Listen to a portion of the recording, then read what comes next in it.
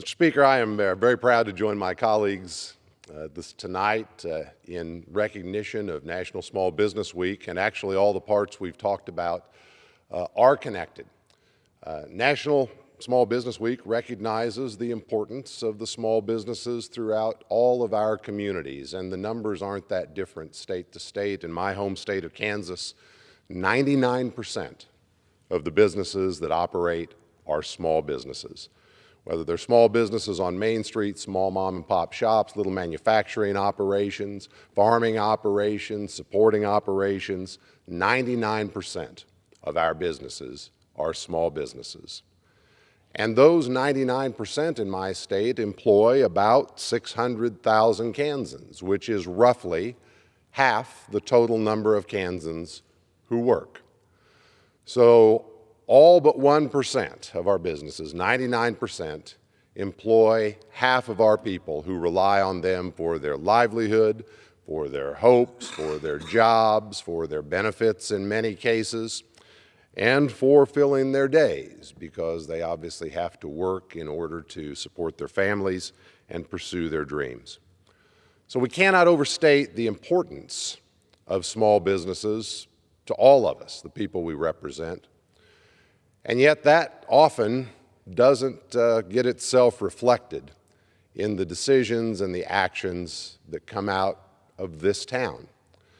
My colleagues have talked a bit about reconciliation, and I say these are connected because we are going to make large policy decisions here in the House and in the Senate and with the President over the course of the coming weeks that are going to have huge implications for all of those small businesses on our Main Street and all of those individuals who work in them and rely on them for their livelihoods. We talk a lot about the tax implications, and that's not my focus this evening. It's critically important. We have to extend the small business and middle-class tax relief so that those businesses can continue to operate and continue to employ the people we represent.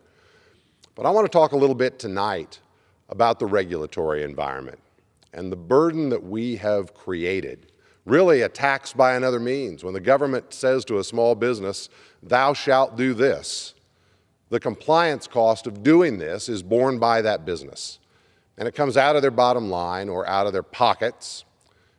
It takes away from their ability to invest in expanding and growing and hiring more people. It has the same effect of taking another dollar of tax out of their pocket to pay not for their priorities or their community's priorities or their employees' priorities, but for the government's priorities. And that is true whether it's a dollar taken out of their pockets, collected in tax, in cash, or whether it's a dollar taken out of their pockets and ordered by the government to be used to comply with a government requirement, a mandate, a regulation. I am one who believes, because my constituents have told me this, that one of the most important things we can do and must do in this Congress is make real progress on regulatory relief for the small businesses that all of our communities rely on. And we've begun to take some steps. You know, Mr. Speaker, that we are currently using one of several tools available to us in this body to undo some, a small number, but some, of the newer regulations that have piled burdens onto our small businesses. We're using the Congressional Review Act. We only have a short amount of time we can use that tool, so we got to strike while the iron's hot. We have so far in the House used that tool to propose undoing 15 new regulations that were adopted in roughly the last 6 months of the prior administration.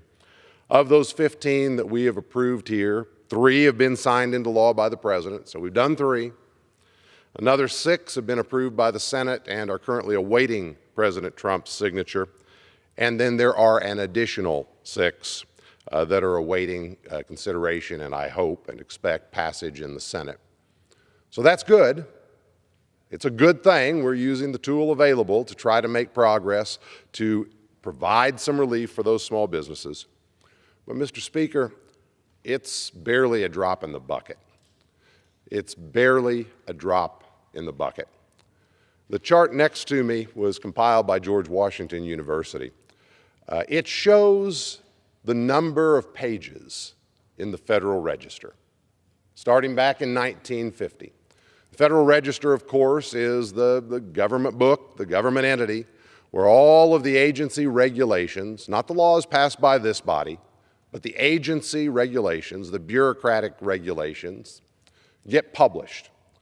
And they have the force and effect of law. They are just as burdensome and binding on somebody running a mom and pop shop on Main Street in Kansas as is a statute enacted by this body. Usually, they are regulations adopted by an agency at the direction or with the permission or arguably with the permission of this body. We fight over that sometimes when agencies exceed the authority they were given.